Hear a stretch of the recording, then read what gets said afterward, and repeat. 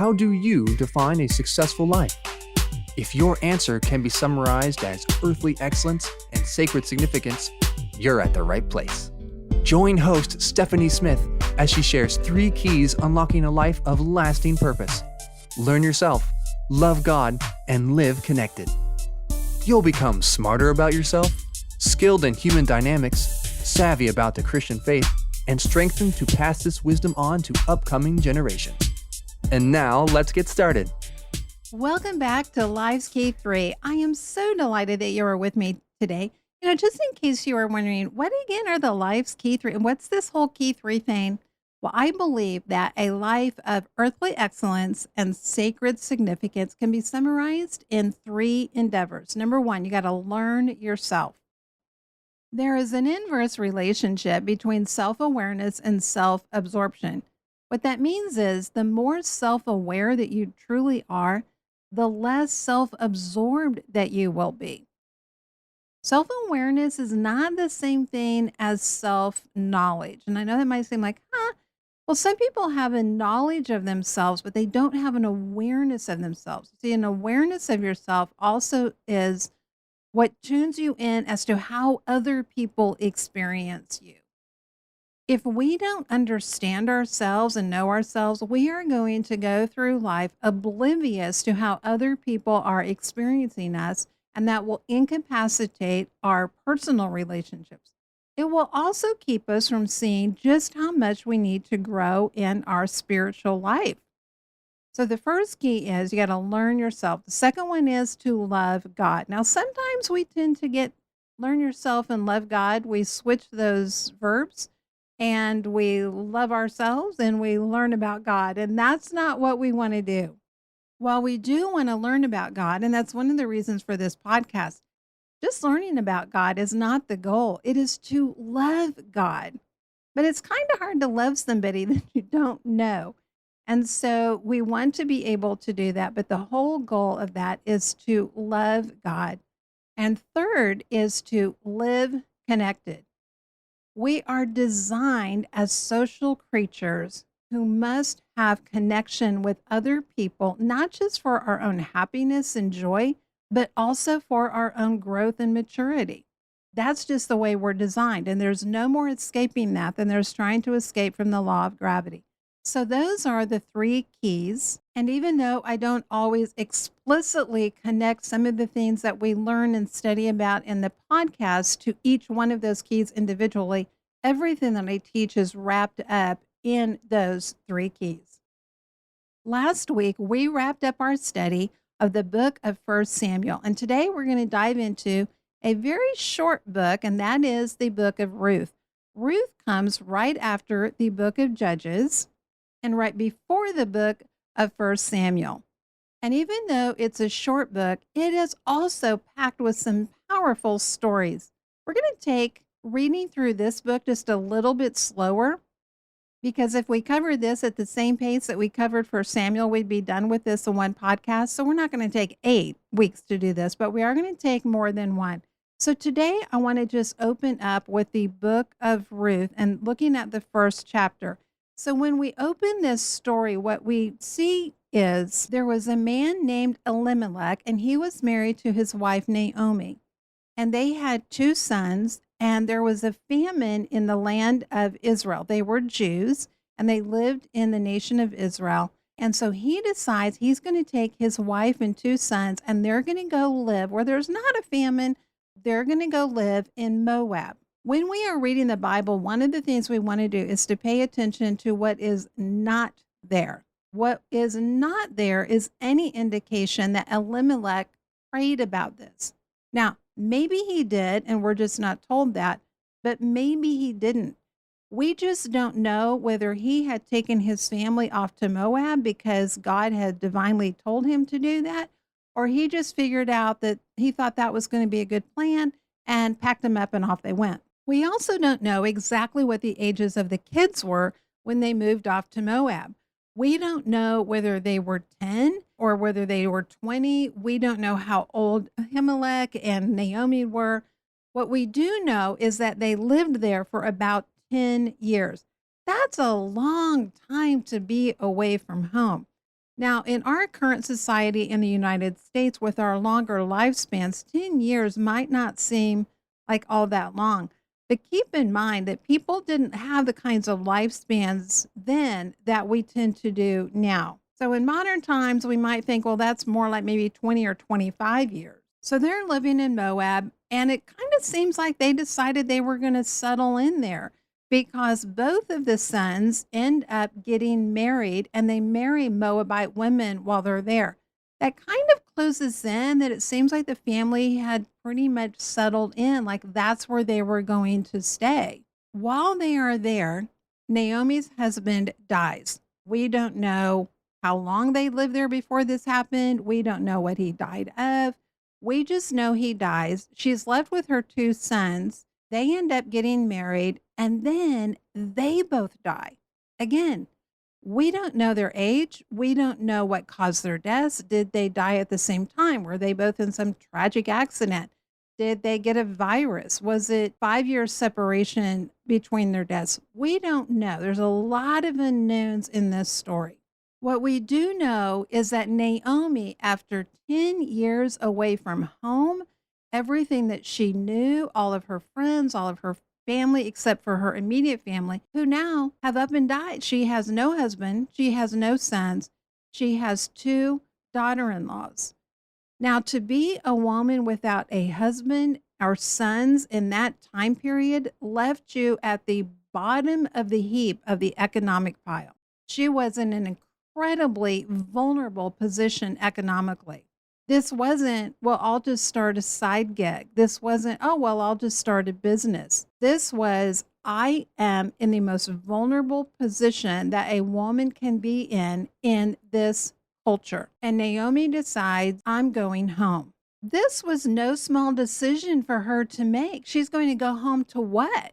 She doesn't have anybody left. She's been gone for 10 years. She doesn't know what she's even going to go home to. How many of her friends were still there? What had happened with their lives? What had happened with her property? She doesn't have a clue. She's heard through the grapevine as people traveled back and forth. I don't mean Naomi, but as merchants would travel on caravans, they would carry news back and forth. And so she had heard that the famine was over, and she just decides, I'm going back home.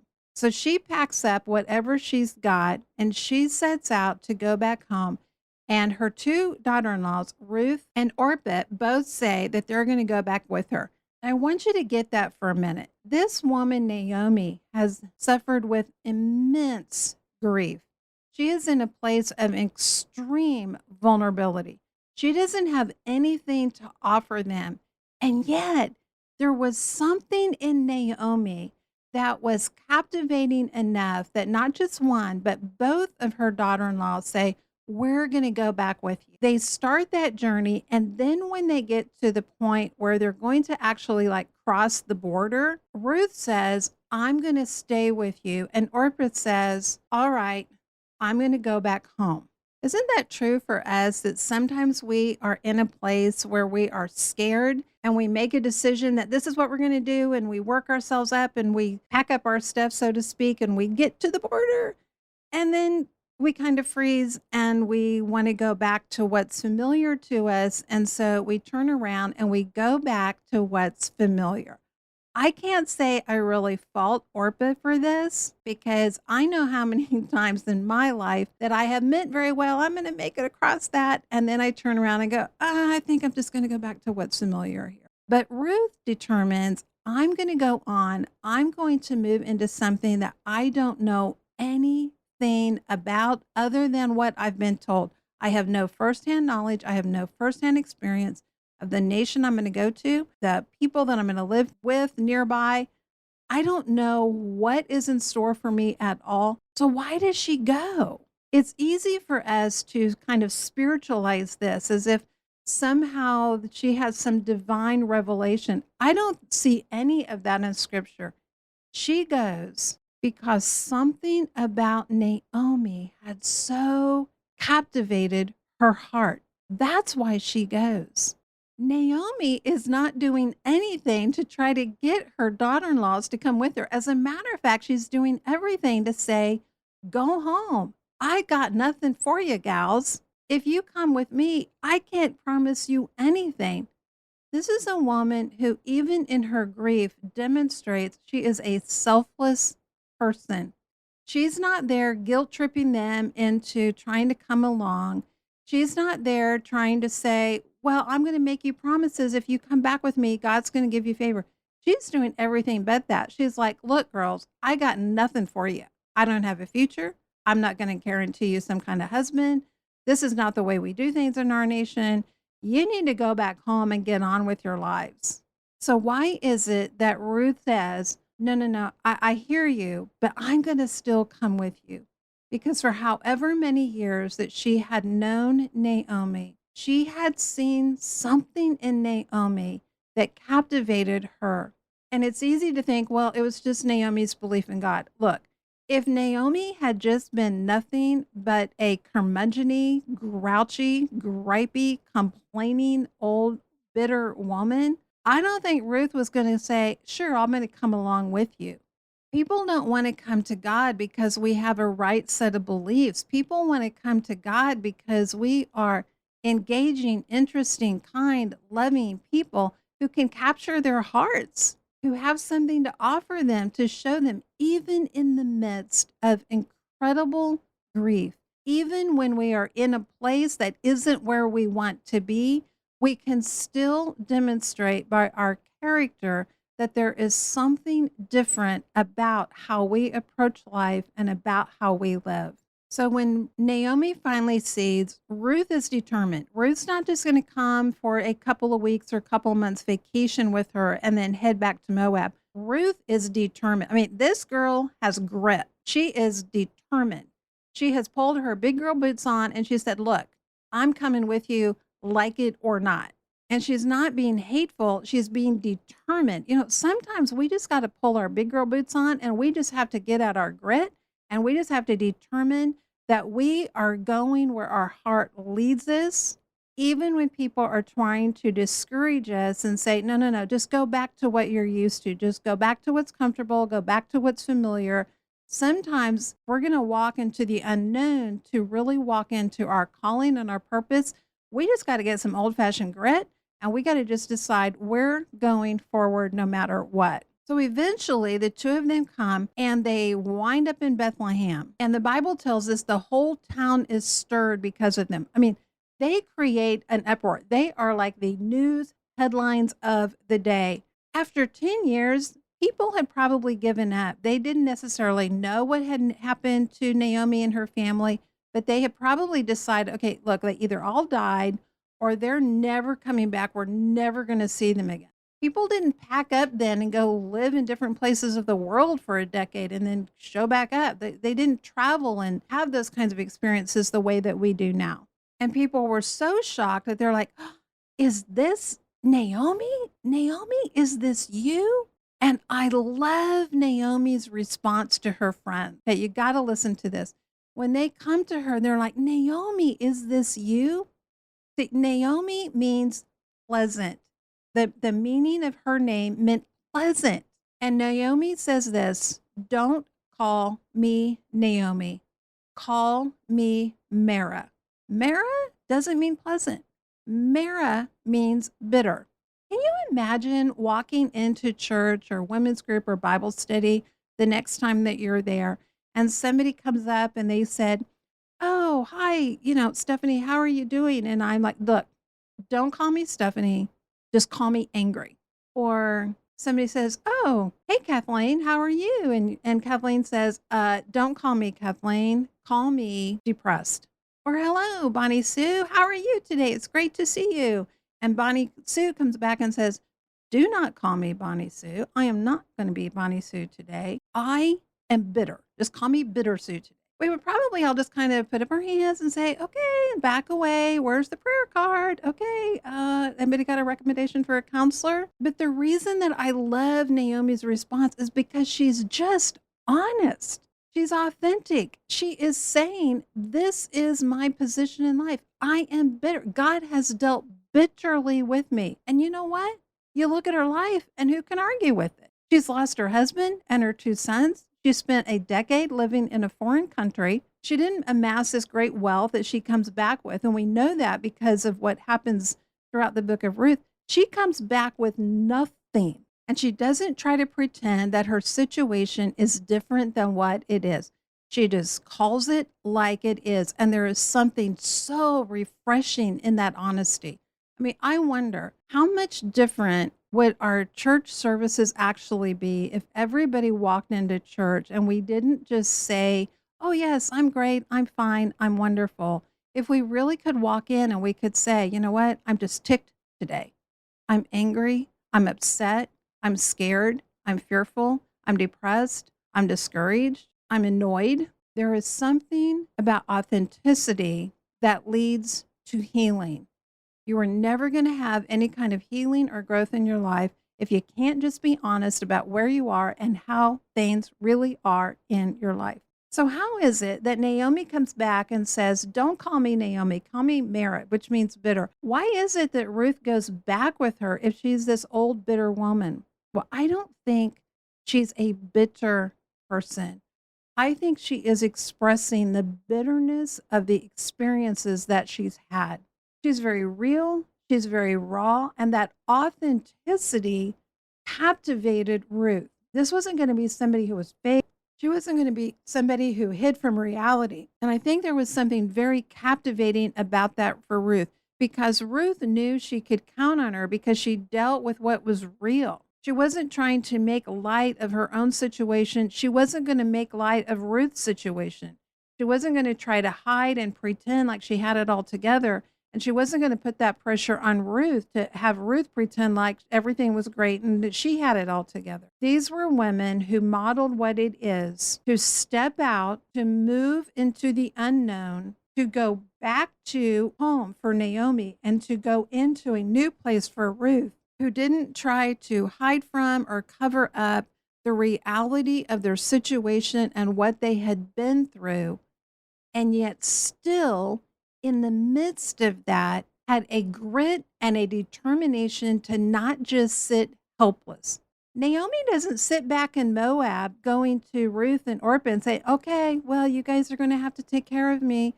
Okay, well, you guys are going to have to go find another husband and you guys are just going to have to provide for me because I'm just stuck here. Naomi gets up and she steps out. She goes back home. She does something. She actually shows a tremendous amount of courage in what she does. In this very short chapter, we see women who do not hide from the reality of their situations. They call it like they see it. They step out. They decide they're going to take some action while not trying to pretend like everything is just fine and dandy and they're just all great. And we're going to pick up more with this next week, but I love this because one of the things that we're going to see in Ruth is just this incredible timing that cannot be circumstantial as we work through this story. But the first chapter of Ruth closes out with this little bit of information, which is, and they came to Bethlehem at the beginning of barley harvest. And next week, we're going to start looking at why that little bit of information is so incredibly important. All right, my friend, if you haven't already, and you've heard me say this before, I'm going to say it again because hopefully we have new people listening in, or we have people who listen in, and I get this because I do the same thing. And you hear the call, hey, go to my website, sign up for the newsletter, and you're going to be able to get a rich Bible study program for your whole family. And we hear things like that, and we're like, oh yeah, we'll do that. And then we get busy, right? We get distracted and then we forget. And then the next week we hear it, we're like, oh yeah, I need to do that again.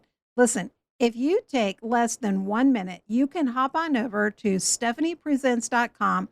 You can sign up. It's right there on the very first page. Just scroll down. You just enter your name and your email, and you can get subscribed to Highlight. And then along with this podcast, you have a rich Bible study for yourself, your family, throughout the entire year, because we're making 2023 here the year of the Word. All right, my friend, you've heard me say this before. I'm going to say it again because it is absolutely true. And you need to know this every single day of your life. You, yes, you have an impact that is immeasurable. It is eternal and it is irreplaceable. Believe that, Live like that's true, because it is. All right. See you next week. Thank you for listening. For information on speaking engagements and other resources, visit the website at stephaniepresents.com. Remember, learn yourself, love God, and live connected.